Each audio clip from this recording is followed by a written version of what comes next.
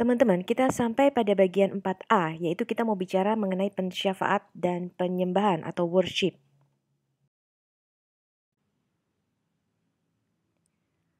Apa itu pensyafaat, teman-teman?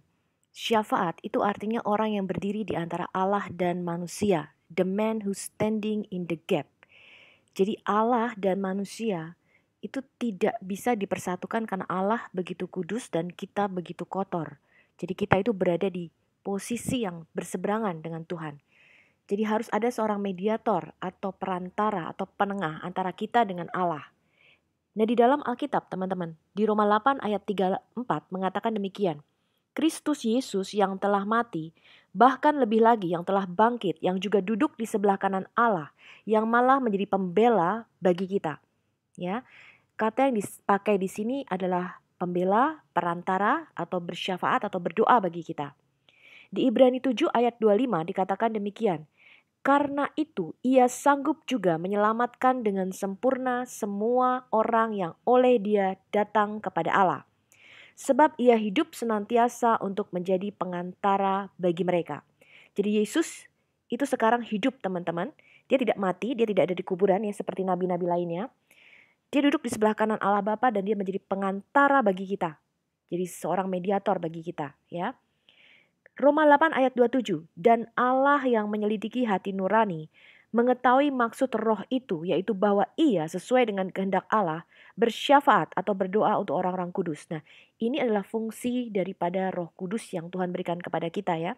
Jadi kalau teman-teman lahir baru, kemudian penuh dengan roh kudus, Anda bisa berbahasa roh, ya ketika Anda berbahasa roh, ya roh kudus itu berdoa bersyafaat bersama-sama dengan roh kita teman-teman. Hal-hal yang akal budi kita tidak bisa paham. Yesus adalah satu-satunya mediator kita dengan Allah. Jadi Alkitab berkata bahwa hanya Yesus yang menjadi pengantara bagi kita dengan Allah. Sebab dia adalah manusia ilahi ya teman-teman. Di 1 Timotius 2 ayat 5 dikatakan, karena Allah itu Esa, dan Esa pula dia yang menjadi pengantara atau mesites atau mediator antara Allah dan manusia, yaitu manusia Kristus Yesus. Ya, jadi Yesus itu mempunyai dua hakikat, ilahi dan insani. Kemudian di Ibrani 12 ayat 24, dan kepada Yesus, siapa?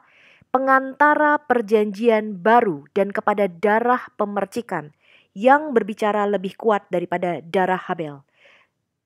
Di Ibrani 9 ayat 15, karena itu Yesus adalah pengantara dari suatu perjanjian yang baru, supaya mereka yang telah terpanggil dapat menerima bagian kekal yang dijanjikan. Sebab dia, Yesus, telah mati untuk menebus pelanggaran-pelanggaran yang telah dilakukan selama perjanjian yang pertama. Kemudian di Ibrani 8 ayat 1-7 dijelaskan lebih detail lagi teman-teman. Inti dari segala yang kita bicarakan itu ialah kita itu mempunyai imam besar teman-teman. Yang duduk di sebelah kanan tahta yang maha besar di surga. Dan dia melayani ibadah di tempat kudus, yaitu di dalam kemah yang sejati yang didirikan oleh Tuhan dan bukan oleh manusia. Sebab setiap imam besar ditetapkan untuk mempersembahkan korban dan persembahan. Dan karena itu Yesus perlu membuat suatu untuk dipersembahkan. Jadi gambaran kemah Musa yang ada di bumi itu adalah gambaran kemah yang ada di surga. Ya, Musa membuat replikanya di bumi. Sekiranya ia ada di bumi, sekiranya Yesus ada di bumi, ia sama sekali tidak akan menjadi imam. Karena di sini telah ada orang-orang yang mempersembahkan persembahan menurut hukum Taurat. Pelayanan mereka ya yang ada di bumi ini itu adalah bayangan atau gambaran dari apa yang ada di surga teman-teman. Sama seperti yang diberitahukan kepada Musa ketika ia hendak mendirikan kemah. Ingatlah, kata Tuhan, bahwa engkau membuat semuanya itu menurut blueprint, contoh yang telah ditunjukkan kepadamu di atas gunung itu. Tetapi sekarang ia telah mendapat suatu pelayanan yang jauh lebih agung. Karena apa? Karena Yesus itu menjadi pengantara satu-satunya dari perjanjian yang lebih mulia, yang didasarkan atas janji yang lebih tinggi. Sebab sekiranya perjanjian yang pertama itu tidak bercacat, tidak akan dicari lagi tempat yang kedua. Ya, jadi perjanjian yang pertama yang Tuhan buat dengan Israel, yaitu untuk mempersembahkan darah korban binatang terus-menerus, yaitu setiap hari dilakukan, darah lembu, darah domba dan sebagainya, itu tidak sempurna teman-teman. Itu hanya bayangan saja akan apa yang Yesus lakukan bagi kita, yaitu dengan darahnya sendiri dia sudah membeli kita. Kita lihat konsep syafaat di dalam Islam. Di dalam Islam itu ada 3 jenis ayat dalam Quran yang membahas mengenai syafaat, ya. Tapi dalam 3 cara yang berbeda. Jenis yang pertama, dia menolak syafaat sama sekali. Di antaranya adalah ayat-ayat yang berbicara pada hari kebangkitan ketika tidak ada tawar-menawar, tidak ada persahabatan atau syafaat. Referensinya di Quran surah 2 ayat 48, kemudian 123 dan 254. Quran surah 26 ayat 98 sampai 101, Quran surah 39 ayat 44, ya. Ini hari ketika satu jiwa pun tidak akan memberi manfaat kepada yang lain sedikit pun. Jadi tidak ada syafaat bagi mereka. Tidak akan ada syafaat atas namanya diterima. Ketika tidak akan ada penyelamat bagimu dari Allah. Pada hari ketika dikatakan tidak ada orang selain Allah yang dapat memberi kemalangan atau memberi manfaat bagi orang lain. Ya, jadi tidak ada perantara, tidak ada pensyafaat. Ya. Tapi yang kedua, dikatakan ada ayat yang menyebut Tuhan itu satu-satunya pendoa syafaat. Jadi Tuhan itu satu-satunya pensyafaat atau perantara. Ayat-ayat ini menunjukkan bahwa tidak ada penjaga dan tidak ada pendoa syafaat selain Allah. Dalam ayat lain dikatakan, siapa dia yang bisa bersyafaat dengannya tetapi dengan izinnya. Ini Quran surah 2 ayat 255. Ayat ketiga, di mana dikonfirmasi ada orang-orang yang bisa bersyafaat tergantung jenis orangnya dan tergantung perkenanan Allah. Ya, mana orang yang dia senangi untuk bisa bersyafaat. Ayat-ayat yang berakhir dengan frase seperti tidak ada pendoa syafaat kecuali dengan izinnya atau dengan mereka tidak bersyafaat kecuali untuk siapa yang dia setujui. Dan karena takut kepadanya mereka gemetar. Ini referensinya di ayat Quran surah 19, 87, Quran surah 34, ayat 23, 53, ayat 26 juga mencakup pengertian yang sama. Nah, tadi sudah kita lihat ya teman-teman, konsep pengantara atau mediator di dalam Islam atau pensyafaat ini masih belum jelas. Jadi ada yang mengatakan tidak ada perantara sama sekali karena seorang manusia berdosa itu tidak bisa menjadi pensyafaat atau perantara manusia berdosa lainnya. Gitu ya teman-teman. Tidak bisa gitu ya. Kita sendiri punya hutang, bagaimana kita membayar hutang orang lain. Ceritanya begitu. Tapi nanti kita lihat ada hadis yang menyatakan bahwa satu-satunya bisa bersyafaat untuk 70 orang anggota keluarganya itu kalau mati sebagai jihadis ya. Jadi membunuh orang kafir, terbunuh ataupun membunuh ya, itu bisa menjadi perantara ya kalau mati di dalam peperangan. Ceritanya begitu ya teman-teman. Nah, ini ada hadis yang menyatakan bahwa ayah Muhammad ada di neraka. Seorang pria bertanya, "Di mana ayah saya?"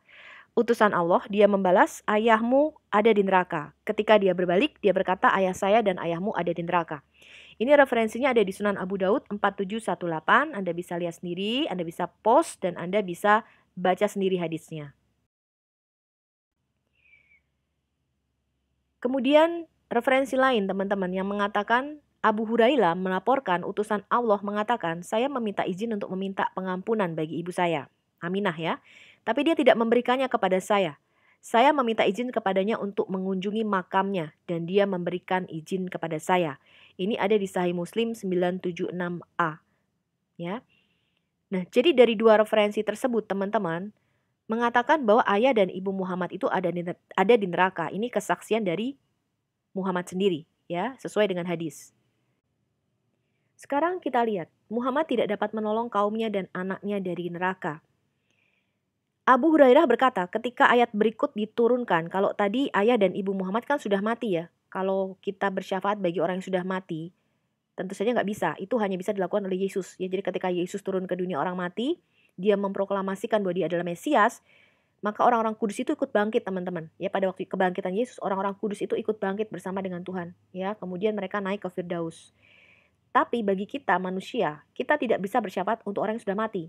Nah, masuk akal ya teman-teman kalau ayah dan ibu Muhammad, walaupun ayahnya bernama Abdullah, tapi penyembah pagan, penyembah berhala. Jadi mereka bukan hanya menyembah Allah, tapi juga menyembah berhala lainnya yang ada di Ka'bah pada waktu itu. Nah, ini masuk akal. Ya, kita tidak bisa menolong orang yang sudah mati. Ya, tidak ada harapan bagi mereka. Tapi lihat di sini. Ini orang yang masih hidup. Abu Hurairah berkata, ketika ayat berikut diturunkan, peringatkan saudara dekatmu. Ini Quran surah 26 ayat 214. Nabi, semoga Allah memberkatinya dan memberinya damai, berdiri dan berseru berkata, Bani Kab ibnu Lubai, selamatkan dirimu dari neraka. Bani Abdu Manaf, Manaf ini salah satu sesembahan ya, sesembahan suku Quraisy. Selamatkan dirimu dari neraka. Bani Hashim, selamatkan dirimu dari neraka. Bani Abdul Muthalib, selamatkan dirimu dari neraka. Fatimah putri Muhammad, selamatkan dirimu dari neraka. Saya tidak memiliki kuasa apapun untuk membelamu di hadapan Allah, kecuali fakta bahwa kamu memiliki ikatan kekerabatan. Ini ada di Syahih Al-Adab Al-Mufrad 48, buku 2, hadis 2, atau English referensi buku 2, hadis 48. Nah, tadi kita sudah melihat bahwa Muhammad mengaku tidak bisa menjadi pengantara atau pensyafaat, baik bagi para pendahulunya, orang-orang yang sudah mati, ataupun generasi yang masih hidup yang akan datang. Bahkan Muhammad meminta syafaat ya, atau solawat. Karena itu orang muslim sampai sekarang mereka sehari berdoa terus-menerus bersolawat Nabi. Artinya meminta jaminan keselamatan supaya Nabi itu diselamatkan. Ya, sampai sekarang teman-teman. Nah, ini tidak ada dalam konsep Alkitab. Dalam konsep Alkitab, tidak ada nabi yang perlu kita doakan, teman-teman.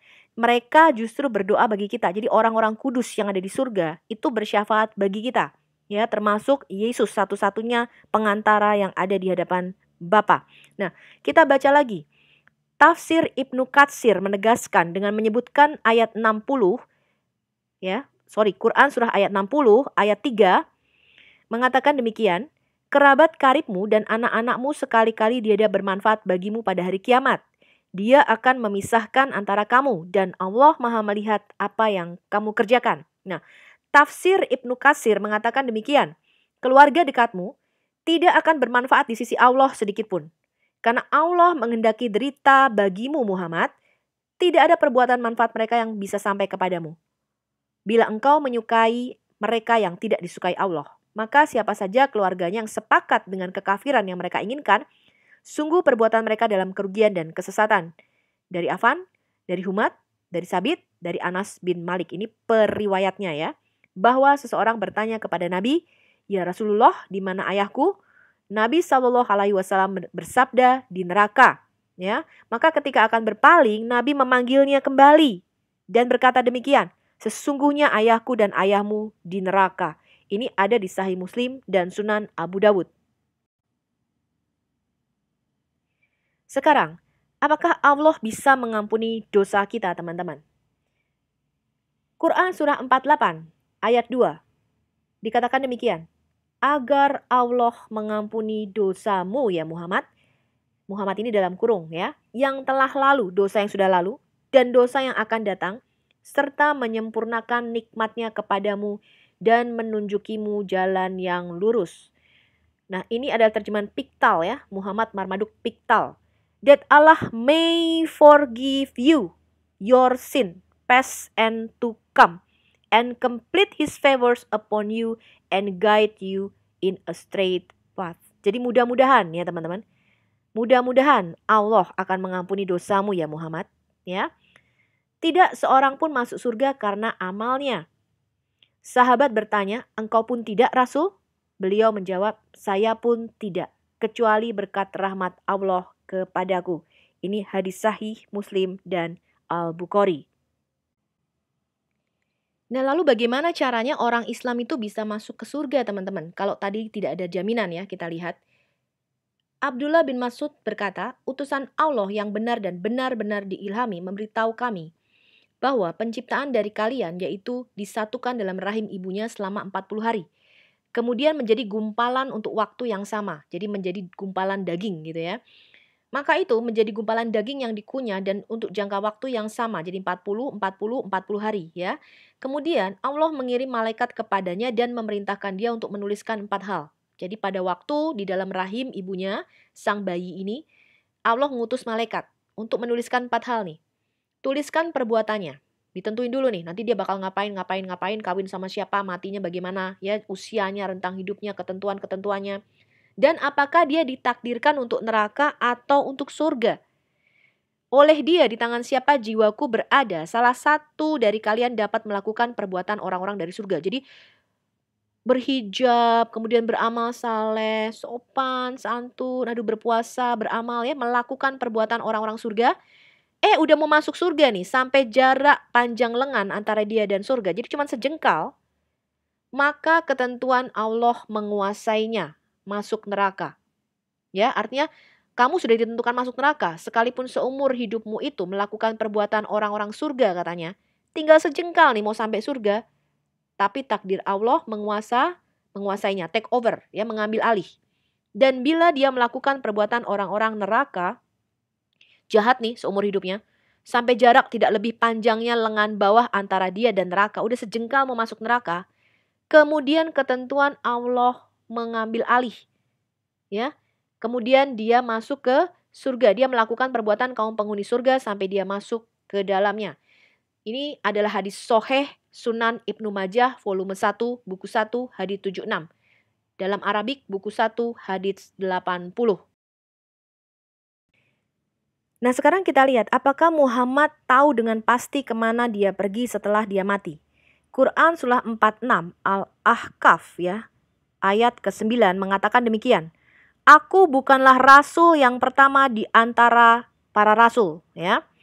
Dan aku tidak mengetahui apa yang akan diperbuat terhadapku dan tidak pula terhadapmu. Waduh, cilaka ini ya teman-teman. Aku tidak lain hanyalah mengikuti apa yang diwahyukan kepadaku, dan aku tidak lain hanyalah seorang pemberi peringatan yang menjelaskan. Diceritakan oleh Aisyah, Nabi berkata, lakukan perbuatan baik dengan benar, tulus, dan rendah hati. Dan menerima kabar baik karena perbuatan baik seseorang tidak akan membuatnya masuk surga. Mereka bertanya, bahkan kamu wahai Rasulullah? Dia berkata, bahkan aku, kecuali dan sampai Allah melimpahkan pengampunan dan rahmatnya kepadaku. Sahih Al-Bukhari 6467, buku 81 hadis 56, referensi Inggris volume 8, buku 76 hadis 474. Jadi Muhammad tidak tahu apa yang Allah bakal perbuat kepadanya dan juga kepada pengikut-pengikutnya. Ya, nanti kita lihat Yesus tahu nggak ya kemana dia setelah dia mati.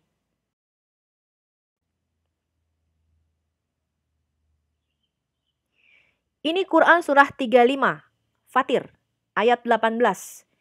Terjemahannya mengatakan demikian. Dan orang yang berdosa tidak akan memikul dosa orang lainnya. Ini sama dengan Alkitab ya teman-teman. Kita semua sudah berdosa, sudah kehilangan kemuliaan Allah. Dan konsep dosa kemarin apa kita belajar? Hutang. Nah, saya orang berhutang, saya orang berdosa. Dosa saya banyak. Anda orang berhutang juga kepada Allah. Saya nggak bisa bayarin dosamu teman-teman. Kamu juga nggak bisa bayarin dosaku. Kenapa? Kita masih punya hutang, sama-sama ngutang nih. Jadi yang bisa membayarin adalah orang yang tidak berhutang atau tidak berdosa. Ya, kita lanjutkan baca. Dan orang yang berdosa tidak akan bisa memikul dosa orang lain. Dan jika seseorang yang berat dosanya memanggil orang lain untuk memikul dosanya, itu tiadalah akan dipikulkan untuknya sedikit pun meskipun yang dipanggilnya itu kaum kerabatnya. Jadi bisa nggak kamu mikul dosaku katanya gitu ya. Sesungguhnya yang dapat kamu beri peringatan hanya orang-orang yang takut kepada azab Tuhannya. Ya, sekalipun mereka tidak melihatnya. Dan mereka mendirikan sembayang. Dan barang siapa yang mensucikan dirinya, sesungguhnya ia mensucikan diri untuk kebaikannya sendiri. Jadi dia harus berusaha sendiri teman-teman. Gimana caranya gue masuk surga? Ya, jadi masuk surga nggak gandengan. Keluargamu nggak bisa nolong. Ya, dan kepada Allah lah kembalimu. Nah sekarang kita lihat teman-teman. Ada sekitar 10 orang ya. Kalau saya nggak salah yang dijanjikan surga oleh Muhammad. Ya, yang katanya kalau kamu berjihad, pergi berperang, bersama-sama dengan aku, surga jaminanmu. Nah, salah satu yang dijanjikan surga oleh Muhammad itu adalah Abu Bakar. Nah, saya tidak tahu dari mana Muhammad bisa menjanjikan surga kalau dia sendiri belum mendapatkan jaminan, ya. Nah, Abu Bakar yang dikenal sebagai salah satu khalifah yang dibimbing dengan benar dan telah menjadi salah satu dari yang pertama yang dijanjikan surga oleh menantunya Muhammad. Jadi Abu Bakar ini bapaknya Aisyah ya, teman-teman. Aisyah tuh istrinya Muhammad yang paling kecil. menceritakan demikian teman-teman. Abu Bakar menceritakan ketidakpastian keselamatan dirinya sendiri. Abu Bakar mengatakan demikian, "Demi Allah, aku tidak akan merasa aman dari penipuan Allah. Bahkan jika saya memiliki satu kaki menginjak di surga." Ya, jadi Allah itu terkenal sebagai pembuat tipuan terbaik, ya.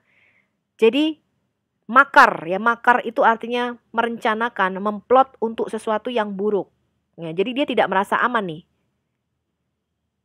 Dia mengatakan ini karena dia tahu bahwa Allah di dalam Islam itu disebut Khairul Makirin, the best of deceivers. Ini Quran Al-Imran ayat 54, ya. Sebuah tradisi Muslim dari koleksi Bukhari tentang kehidupan Muhammad juga menggambarkan Muhammad selalu mengatakan demikian. "Meskipun aku adalah Rasul Allah, namun aku tidak tahu apa yang akan Allah lakukan denganku." Ini Sahih Al-Bukhari buku 63 nomor 155. Dua jalan jaminan ke surga di dalam Islam.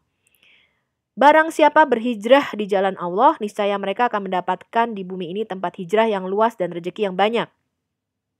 Barang siapa keluar dari rumahnya dengan maksud berhijrah karena Allah dan Rasul-Nya, kemudian kematian menimpanya sebelum sampai ke tempat yang dia tuju, maka sungguh pahalanya telah ditetapkan di sisi Allah dan Allah Maha Pengampun, Maha Penyayang. Ini An-Nisa ayat 100. Komentator Islam, ya sekarang kita lihat apa sih tafsir Islam sendiri mengenai ayat ini. Ini adalah Ibnu Katsir, ya, yang wafat tahun 1373. Dia meneliti surah 4 ayat 100 di atas dari Al-Quran dan menghubungkan makna yang ia lihat di dalam teks itu. Allah memberitahu kita bahwa mereka yang berhijrah demi Allah, yang berusaha mendapatkan perkenanannya, dan apa yang ada bersamanya, meninggalkan tanah air, keluarga, dan teman-teman mereka, meninggalkan negara mereka demi Allah dan Rasul-Nya untuk mendukung agamanya. Ini jadi berhijrah untuk berperang, ya teman-teman. Kemudian mereka terbunuh, yaitu apa? Dalam jihad, atau mereka mati, yaitu mereka meninggal tanpa terlibat dalam pertempuran. Jadi baru tengah jalan mau menuju peperangan, mati mungkin karena bencana alam dan sebagainya, atau sakit dan sebagainya, ya. Mereka akan mendapatkan hadiah besar. Ya, ini tafsir Ibn Katsir.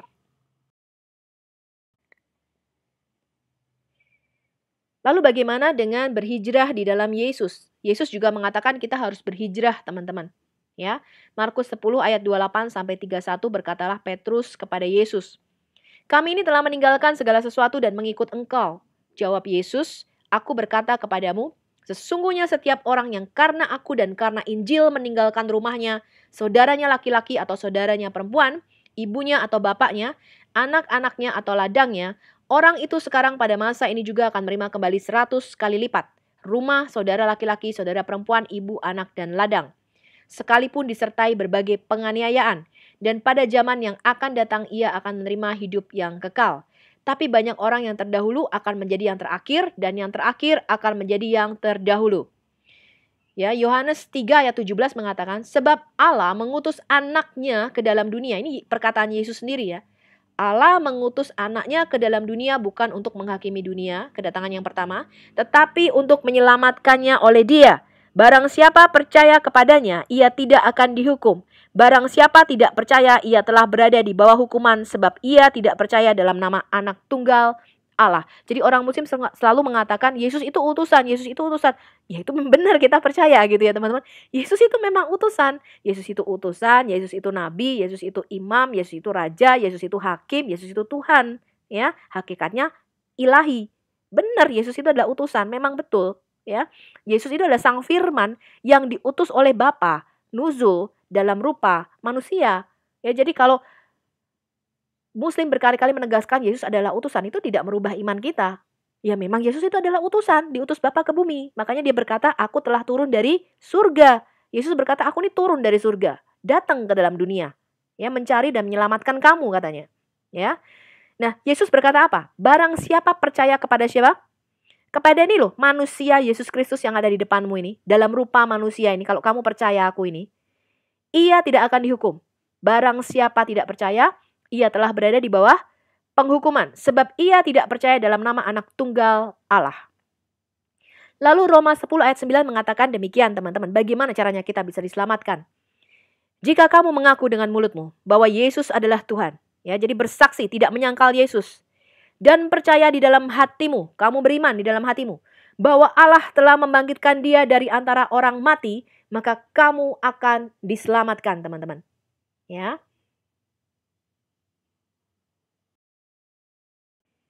Lalu tadi yang pertama dengan cara berhijrah, lalu yang kedua bagaimana teman-teman? Jalan ke surga menurut Islam yang kedua adalah berjihad. Yaitu Quran surah 9 ya, At-Taubah ayat 111.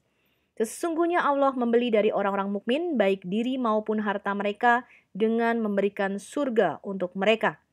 Mereka berperang di jalan Allah sehingga mereka membunuh atau terbunuh, ya, sebagai janji yang benar dari Allah di dalam Taurat, Injil, dan Al-Quran. Dan siapakah yang lebih menepati janjinya selain Allah? Maka bergembiralah dengan jual beli yang telah kamu lakukan itu.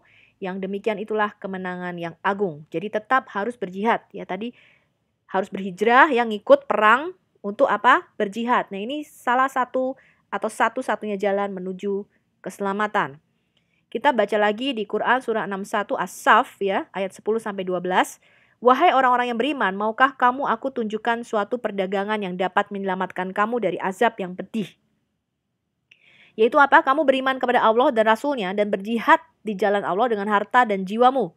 Itulah yang lebih baik bagi kamu jika kamu mengetahui niscaya Allah mengampuni dosa-dosamu dan memasukkan kamu ke dalam surga yang mengalir di bawahnya sungai-sungai dan ke tempat-tempat tinggal yang baik di dalam surga. Adnan, itulah kemenangan yang agung.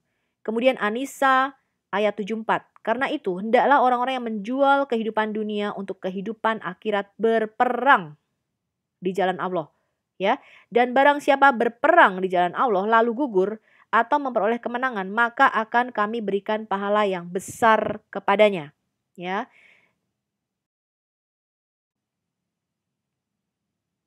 Satu-satunya jalan ke surga di dalam Islam adalah berjihad.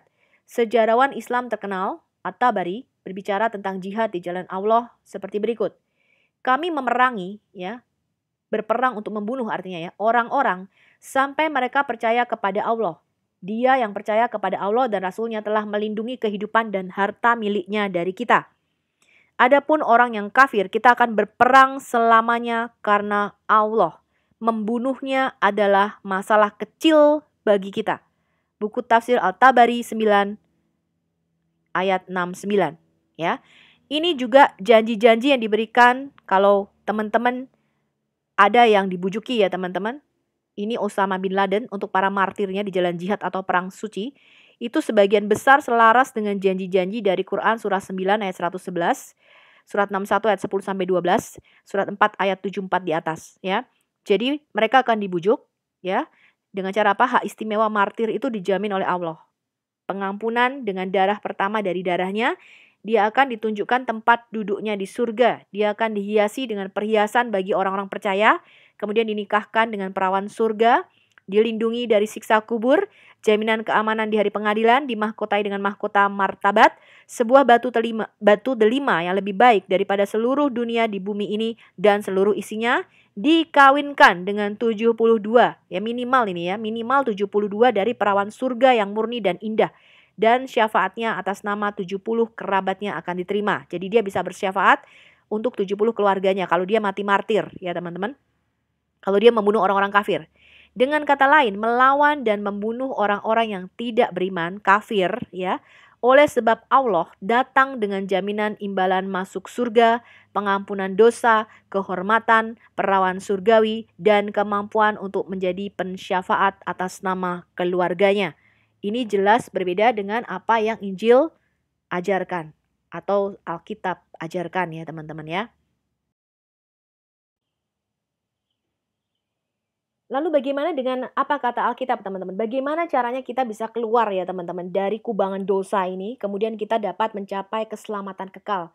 Karena Alkitab berkata keselamatan kekal atau kehidupan kekal yaitu bersama dengan Tuhan itu adalah tujuan hidup kita ya. Mazmur 49 ayat 7 sampai 9 mengatakan demikian, tidak seorang pun tuh berarti tidak ada manusia satupun ya yang dapat membebaskan dirinya atau memberikan tebusan kepada Allah ganti nyawanya. Karena apa? Terlalu mahal harga pembebasan nyawa kita teman-teman dan tidak memadai untuk selama-lamanya. Jadi kita tidak bisa kasih imbalan apapun kepada Tuhan. Kita bilang, Tuhan aku kasih berpuluh-puluh ribu lembu, berpuluh-puluh ribu kambing domba teman-teman untuk dipersembahkan. Tetap tidak cukup teman-teman. Ya. Karena apa? Roma 3 ayat 23 mengatakan, karena semua orang telah berbuat dosa. Jadi kita tuh dikurung. Kamu tuh tidak ada jalan lain. Ya. Semua orang telah berbuat dosa. Kita telah kehilangan kemuliaan Allah. Nah, kemarin kita belajar, kehilangan kemuliaan Allah itu artinya kita disposisi. Kita tuh nggak pada posisi semula, yaitu menjadi manusia ilahi.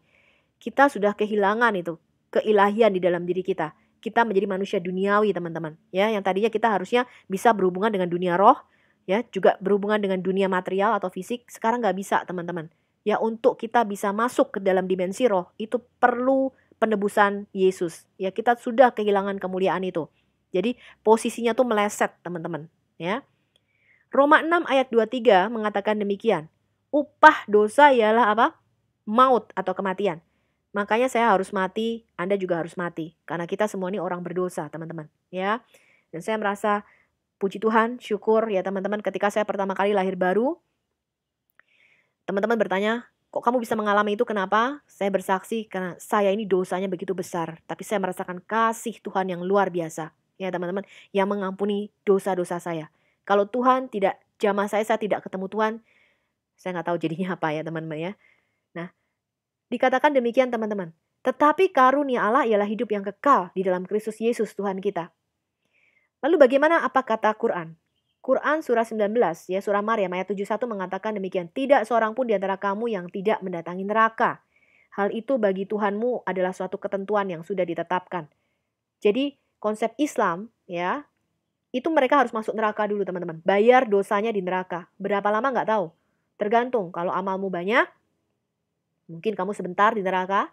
Tapi kalau kamu banyak kejahatannya, ya kamu bisa selama-lamanya nggak keluar-keluar dari neraka. Ya. Nah, Quran surat Al-Baqarah ayat 80-81.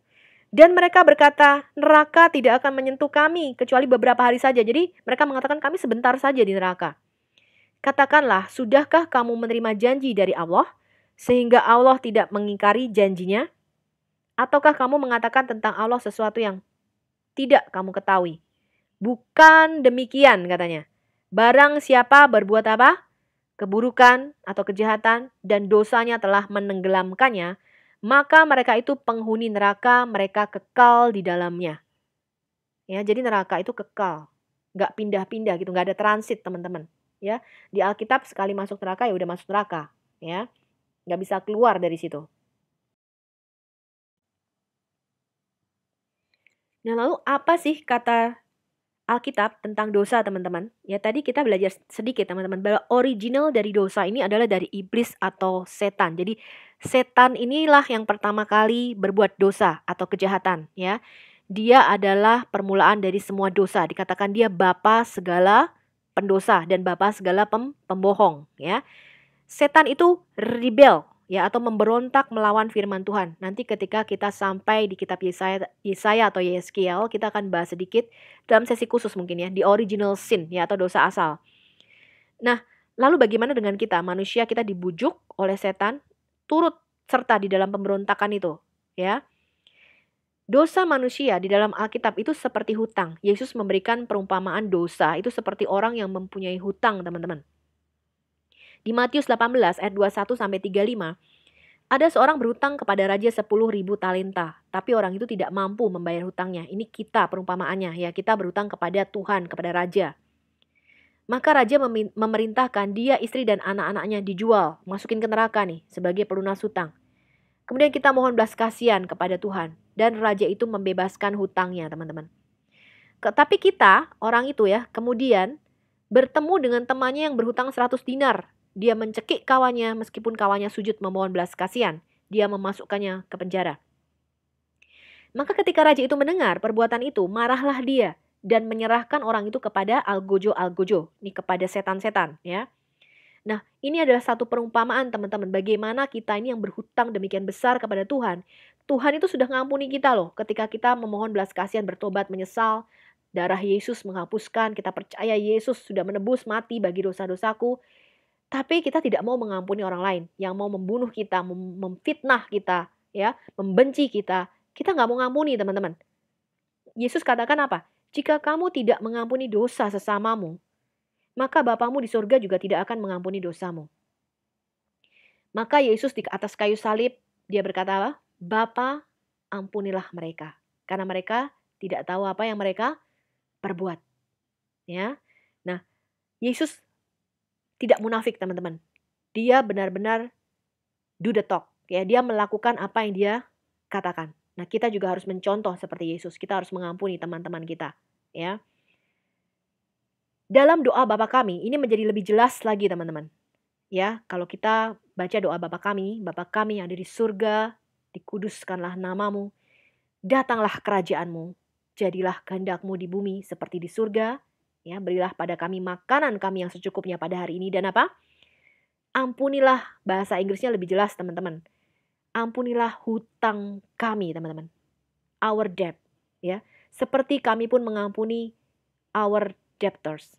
Orang yang berhutang kepada kami. Itu bahasa aslinya. Ya, kalau bahasa Indonesia diterjemahkan menjadi ampunilah kesalahan kami seperti kami pun mengampuni orang yang bersalah kepada kami. Tapi aslinya adalah ampuni hutang kami, Tuhan. Seperti kami pun mengampuni orang yang berhutang kepada kami.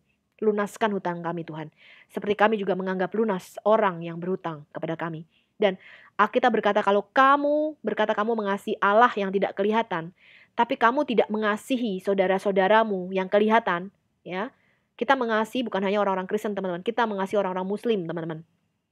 Ya, mereka kadang-kadang memfitnah kita, membuat video-video diedit, ya, sedemikian rupa, ya, dilecehkan, ya, dibuat tertawaan. Kita mengampuni karena mereka pada dasarnya nggak tahu apa yang mereka perbuat, ya teman-teman. Kita ampuni mereka, teman-teman. Yesus berkata, ampuni musuhmu, ya, ampuni dia, orang yang membenci kamu. Disitulah kamu menjadi anak-anak Bapamu di surga, ya. Jadi Yesus berkata, kalau kamu tuh, aku cinta kepada Allah, tapi kamu mengatakan bunuh Kristen, bunuh Yahudi. Alkitab berkata apa? Kamu pembohong. Karena kalau kamu tidak mengampuni dan tidak mengasihi saudara, orang manusia yang kelihatan, kamu tidak akan pernah bisa mengasihi Allah yang tidak kelihatan. Itu kata Alkitab. Nah, jadi sekarang teman-teman, kalau semua orang telah berbuat dosa, kita semua adalah orang-orang yang berhutang. Maka yang bisa membayar hutang dosa kita itu adalah orang yang tidak punya hutang alias tidak punya dosa.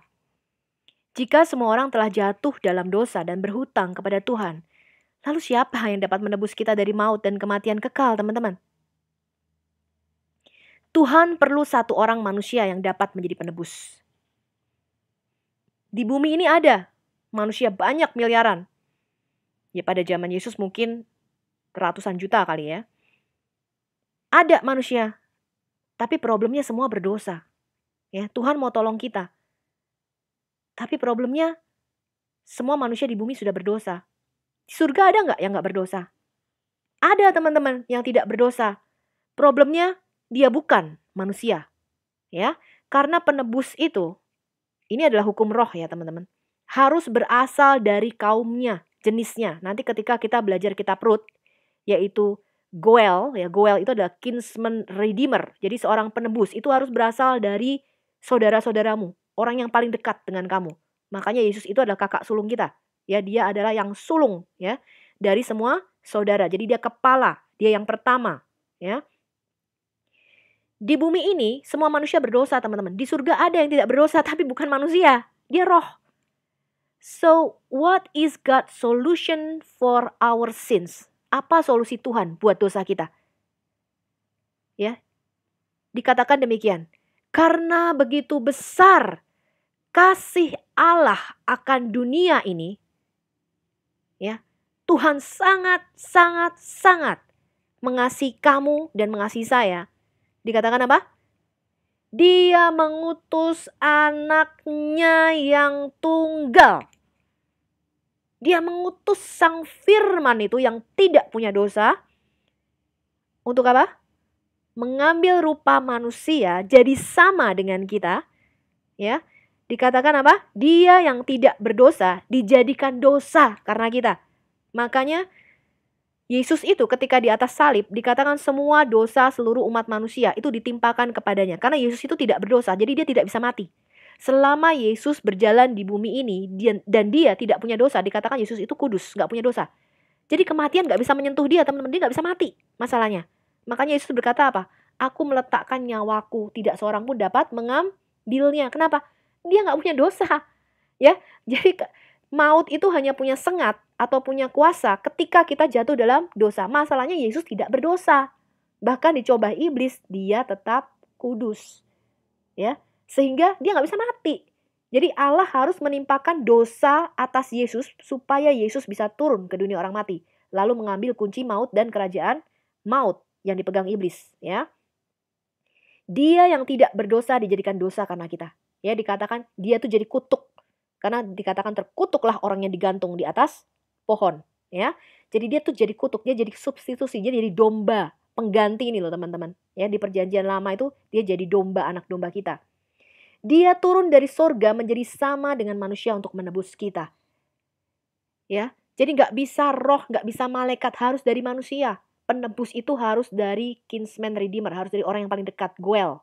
Ya, itu prinsip. Makanya kalau kita baca Alkitab, kita harus paham. Di dalam semua perjanjian lama, kemarin kita belajar apa? Yesus itu ada di dalam setiap lembarnya, teman-teman. Ya.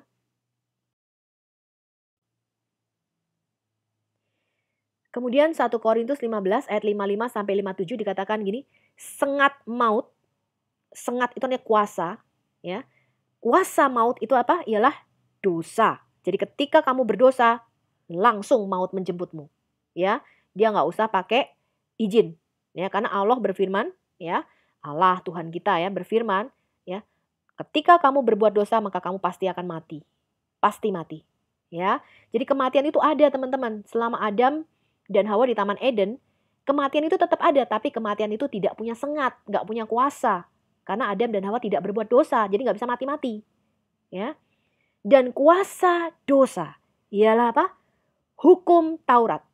Ya, jadi kalau tidak ada hukum, nggak ada pelanggaran. Ya, kalau lampu lalu lintas itu teman-teman tidak dikasih, kalau merah itu harus berhenti, kamu tabrak jalan terus, ya nggak salah gitu. Kenapa? Karena nggak ada peraturannya. Tapi karena ada hukum itulah, maka ketika kamu melanggar, kamu bersalah. Ya, tapi syukur kepada Allah yang telah memberikan kepada kita apa? Kemenangan. Oleh siapa? Oleh manusia Yesus Kristus, Tuhan kita. Dikatakan demikian, hai maut, di manakah kemenanganmu? Hai maut, di manakah sengatmu? Ya, jadi ini berbeda prinsip. Kalau di Islam itu harus menaklukkan, menundukkan apa manusia lainnya. Ya dijadikan taklukan. Ya, sampai kamu aslam taslam. Ya, aslam taslam itu artinya kamu tunduk, kamu surrender, menyerah, maka kamu selamat. Tapi dalam Kristen enggak, teman-teman. Yesus tidak menaklukkan secara duniawi. Makanya Yesus berkata, kerajaanku bukan dari dunia ini. Yang dikalahkan Yesus itu, teman-teman, bukan Israel, ya, bukan juga negara-negara Timur Tengah, bukan juga Amerika, bukan teman-teman. Yang dikalahkan Yesus itu adalah kerajaan maut, ya. Yang dikalahkan dia itu adalah dosa dan kematian, ya. Karena itu Yesus tuh satu-satunya yang hidup sampai sekarang, yaitu bangkit dan mengalahkan maut. Yang lain mati, ya. 1 Korintus 15 ayat 22. Karena sama seperti semua orang mati di dalam apa persekutuan dengan Adam, karena di dalam kita itu mengalir darah Adam, teman-teman. Kita tuh ada di dalam buah pinggangnya Adam, ya. Kita itu benih spermanya Adam, ya. Semua kamu dan saya itu benihnya Adam, ya, dari keturunan Adam. Maka di dalam persekutuan dengan Adam itu kita mati, teman-teman, ya. Demikian pula semua orang akan dihidupkan kembali dalam persekutuan dengan siapa? Kristus. Jadi Yesus itu adalah benih yang baru, benih manusia ilahi. Makanya kita harus lahir kembali atau lahir baru, ya. 1 Korintus 15 ayat 26, musuh yang terakhir yang dibinasakan Yesus ialah apa? Maut, ya. Wahyu 1 ayat 18 kata Yesus, akulah yang hidup, the living one. Aku telah mati, namun lihatlah aku hidup sampai selama-lamanya, dan aku memegang segala kunci maut dan kerajaan maut. Kemudian 1 Korintus 15 ayat 21. Sebab apa? Sama seperti kematian datang karena satu orang manusia, demikian juga kebangkitan orang mati datang karena apa? Satu orang manusia. Ini adalah 2 Korintus 5 ayat 21, teman-teman. Dia yang tidak mengenal dosa telah dibuatnya menjadi dosa karena kita, supaya dalam Dia kita dibenarkan oleh Allah. Ya, jadi ini adalah prinsip Alkitab, yaitu substitusi. Ya, sama seperti ketika di Perjanjian Lama, ketika mereka membawa korban sembelihan anak domba, itu mereka meletakkan tangannya di atas kepala anak domba itu, mengakukan segala dosanya. Ya, kemudian domba itu disembelih, teman-teman, sebagai korban penebus dosa, sebagai gantinya. Ya, ini adalah gambaran tentang apa yang Yesus lakukan bagi kita. Sekarang kita lihat, teman-teman, ada 2 batu di Ka'bah. Ka'bah itu artinya kubus, ya. Ka'bah itu artinya kotak atau kubus. Yang dipercaya siapa menyentuh dan menciumnya menghapus dosa. Batu itu bernama batu sudut Yemeni. Jadi bagi teman-teman Kristen yang belum tahu bahwa ada 2 batu di Ka'bah, itu yang namanya batu sudut Yemeni, ya. Kemudian yang satu lagi bernama batu Hajar Aswad atau batu hitam, ya. Mencium batu adalah tindakan penyembahan atau the act of worship. Ini adalah Fatwa Al-Aqidah halaman 2829. Ini adalah 8 biji batu hitam, teman-teman. Ini adalah gambar Hajar Aswad di mana 8 biji terlihat di situ. Ini digambar atau diambil oleh seorang kaligrafer Al-Sheikh Muhammad Tahir Al-Kurdi. Dia meletakkan kertas transparan di batu hitam itu sendiri dan menggambar masing-masing bagian secara terpisah. Ya, ini digambar tanggal 1 Rabiul Awal 1376 Hijriah atau sekitar tahun 1957 Masehi, ya. Lalu apa kata Tuhan, teman-teman, di dalam Alkitab? Yahweh melarang kita sujud kepada apapun termasuk kepada batu suci. Imamat 26 ayat 1, Yahweh berkata, janganlah kamu membuat berhala bagimu dan patung atau apa? Sacred stone, batu suci. Janganlah kamu dirikan bagimu. Juga batu berukir, janganlah kamu tempatkan di negerimu untuk sujud menyembah kepadanya. Sebab akulah Yahweh Elohimmu. Lalu apakah mencium dan menyentuh itu adalah perbuatan penyembahan, ya, the act of worship tadi yang dikatakan. 1 Raja-Raja 19 ayat 18 mengatakan demikian. Ini Tuhan yang berkata, ya. Tetapi aku akan meninggalkan apa? 7.000 orang di Israel, yakni semua orang yang tidak sujud menyembah Baal dan yang mulutnya tidak mencium dia. Hosea 13 ayat 2. Sekarang pun mereka terus berdosa dan membuat baginya apa? Patung tuangan dari perak dan berhala-berhala sesuai dengan kecakapan mereka. Semuanya itu buatan tukang-tukang. Persembahkanlah korban kepadanya, kata mereka. Baiklah manusia mencium anak-anak lembu tuangan. Tuhan memerintahkan kita untuk menghancurkan segala jenis berhala. Jadi kalau ada yang tanya, ada orang Kristen berdoa di depan patung, ya, mencium patung, mensakralkan sebuah patung. Posisi saya di sini, teman-teman, itu harus dihancurkan, itu berhala. Ya, kalau ada gereja yang seperti itu, posisi saya adalah, ya, Anda harus keluar dari gereja itu, ya. Karena firman Tuhan berkata apa? Kita harus kembali kepada Alkitab. Segala image berhala harus dihancurkan, bahkan image ular tembaga yang dibuat Musa, ya. Jadi ada satu kisah di dalam kitab Taurat, itu Bilangan 33 ayat 50 sampai 53. Tuhan berfirman kepada Musa di dataran Moab di tepi sungai Yordan dekat Yeriko.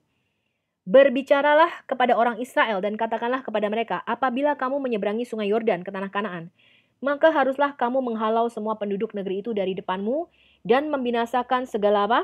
Batu berukir suci kepunyaan mereka, tugu-tugu berhala mereka.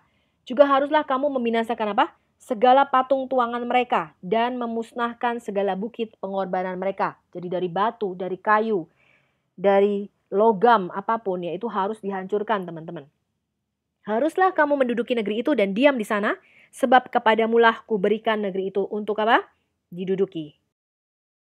Nah, ini adalah cerita di mana Hizkia Raja Yehuda itu menghancurkan Nehustan. Jadi ketika ada cerita, teman-teman, ya, pada waktu itu orang Israel di padang gurun itu digigit ular karena mereka tuh mengeluh, ya. Kemudian mereka berbuat dosa, memberontak terhadap Tuhan. Tuhan kirim ular. Lalu mereka meminta ampun, teman-teman. Mereka berkata, Musa tolong bersyafaat bagi kami. Lalu Musa bersyafaat dan Tuhan katakan kamu buat ular tembaga. Ya, dibuat ular pada tiang seperti itu, digantung.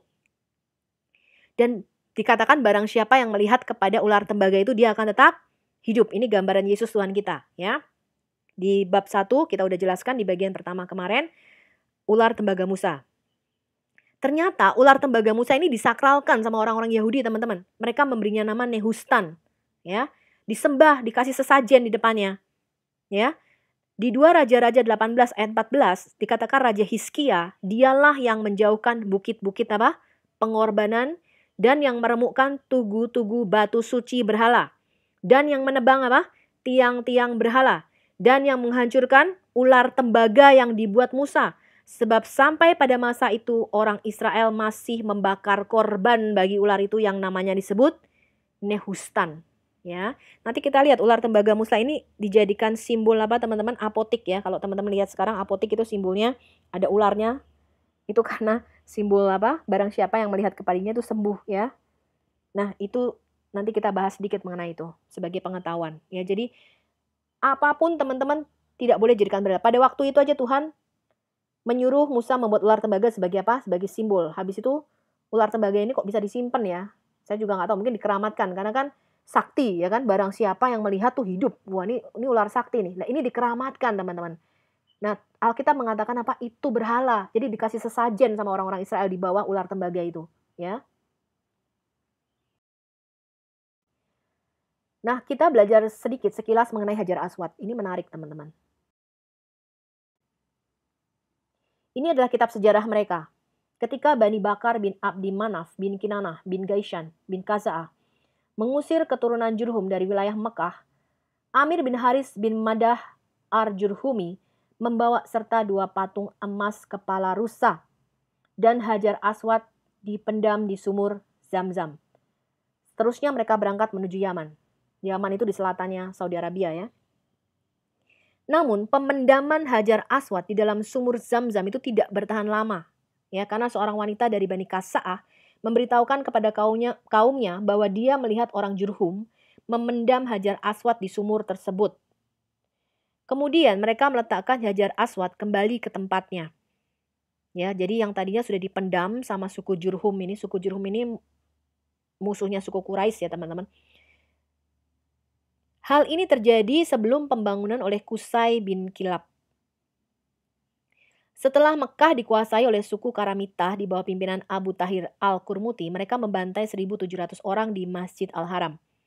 Sebagian bergelantungan di Ka'bah, kemudian mereka memenuhi sumur Zam-Zam dengan mayat-mayat.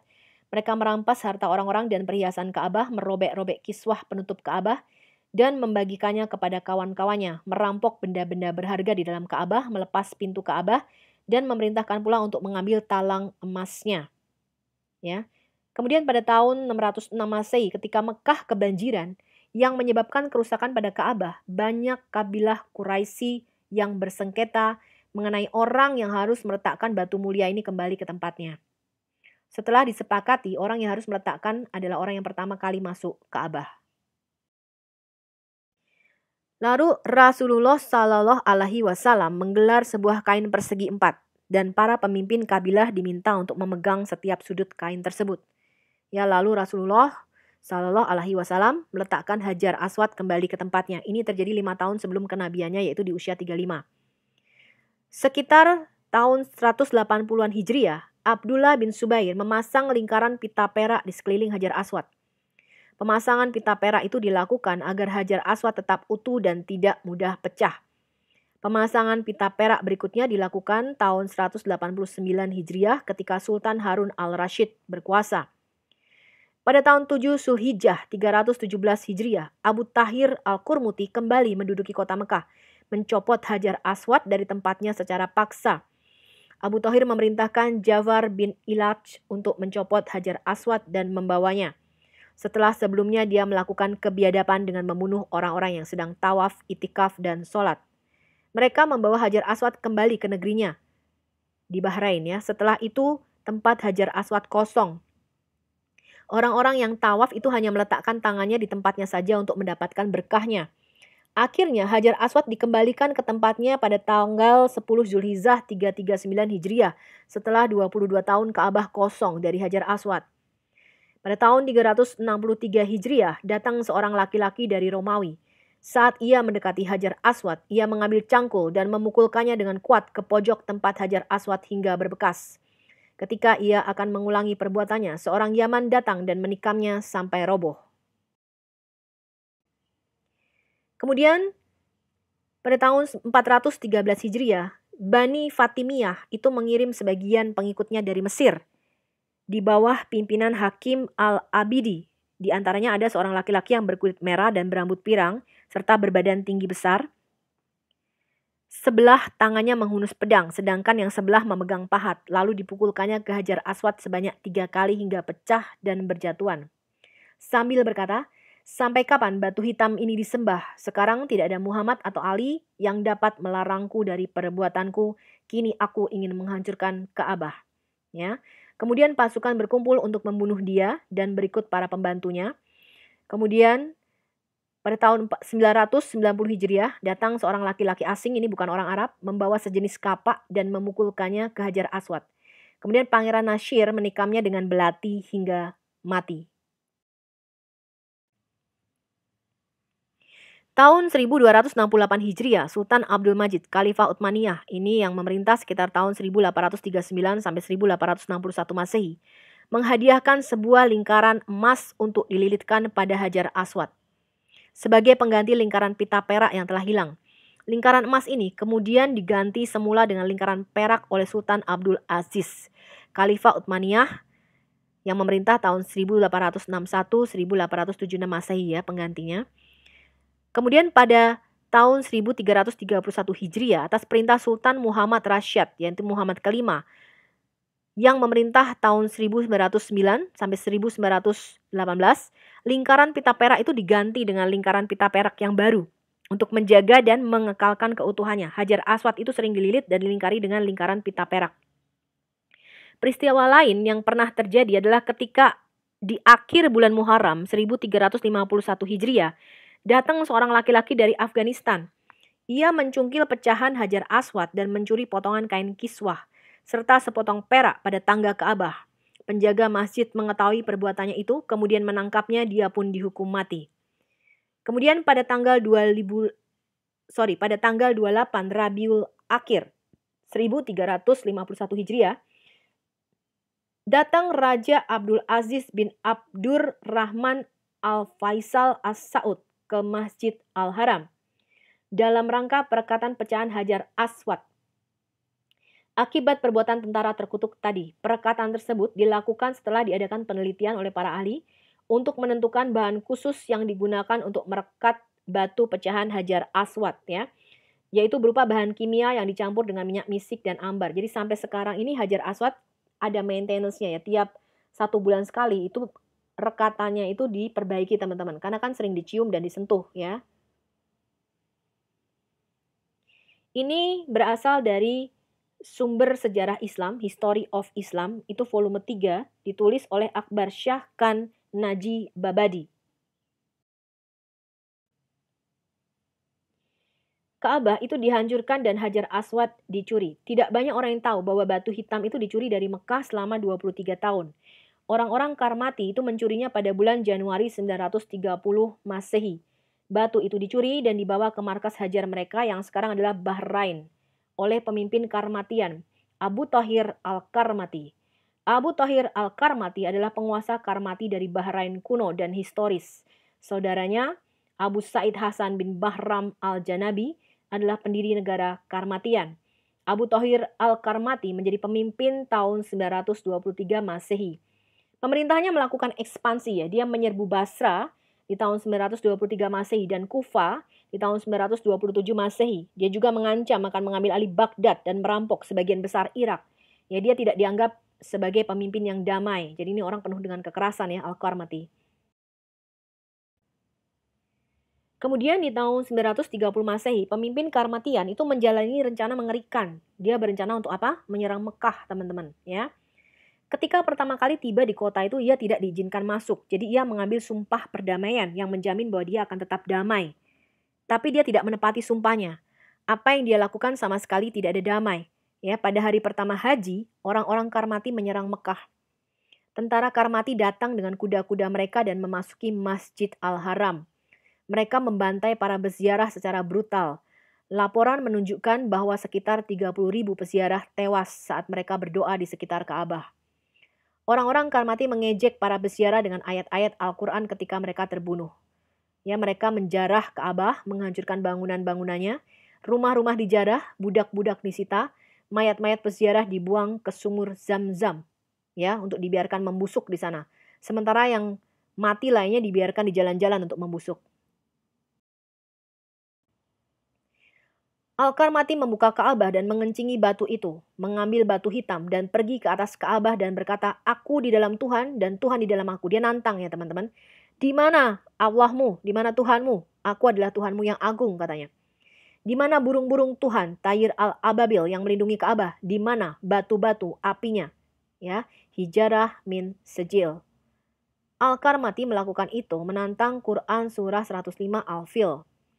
Dikatakan demikian, "Tidakkah engkau Muhammad perhatikan bagaimana Tuhanmu telah bertindak terhadap apa? Pasukan bergajah, ya, Abrahah, ya. Bukankah dia yang telah menjadikan tipu daya mereka, ya, menghancurkan Ka'bah itu sia-sia. Dan dia mengirimkan kepada mereka burung yang berbondong-bondong yang melempari mereka dengan batu dari tanah liat yang dibakar sehingga mereka dijadikannya seperti daun-daun yang dimakan, ya, atau ulat." Ya, kemudian Abu Thohir Al-Karmati mengambil kepemilikan pribadi batu hitam dan membawanya kembali ke Al-Hasa. Al-Qurmuti itu meninggal sebagai kematian yang mengerikan katanya. Tubuh dagingnya dimakan habis oleh cacing ya. Ini kita juga bakal dimakan habis oleh cacing teman-teman ya. Saya juga ya. Kemudian batu hitam yang dipecah tadi sudah diambil. 23 tahun kemudian dibayar uang tebusan yang besar teman-teman. Dinasti Abbasiyah itu membayar sejumlah besar uang tebusan untuk mendapatkan batu hitam itu kembali ya. Batu itu dipecah menjadi 7 bagian selama disandera dan pemindahannya. Batu itu dikembalikan dalam keadaan sudah terpecah menjadi kerikil tahun 952 Masehi. Ini ya sumbernya kembali dari History of Islam volume 3 oleh Akbar Shah Khan Naji Babadi. Terima kasih teman-teman Anda sudah mengikuti serial pembelajaran kita yaitu di video ke-4A. Silahkan kita melanjutkan ke video 4B. Ya, Anda boleh download dan sharingkan video ini kepada teman-teman di seluruh Indonesia. Roma 10 ayat 13-15. Sebab barang siapa yang berseru kepada nama Tuhan akan pasti diselamatkan. Tidak mudah-mudahan ya. Tapi bagaimana mereka dapat berseru kepadanya jika mereka tidak percaya kepada Dia? Bagaimana mereka dapat percaya kepada Dia jika mereka tidak pernah mendengar tentang Yesus? Bagaimana mereka mendengar tentang Dia jika tidak ada yang memberitakannya? Dan bagaimana mereka dapat memberitakannya jika mereka tidak diutus ya? Seperti ada tertulis betapa indahnya kedatangan mereka yang membawa kabar baik. Marilah kita membawa kabar baik Injil ini ke seluruh pelosok Indonesia. Saya percaya dan yakin teman-teman, Indonesia pasti akan diselamatkan ya, dan Tuhan akan mencurahkan Roh Kudus-Nya atas bangsa ini. Amin.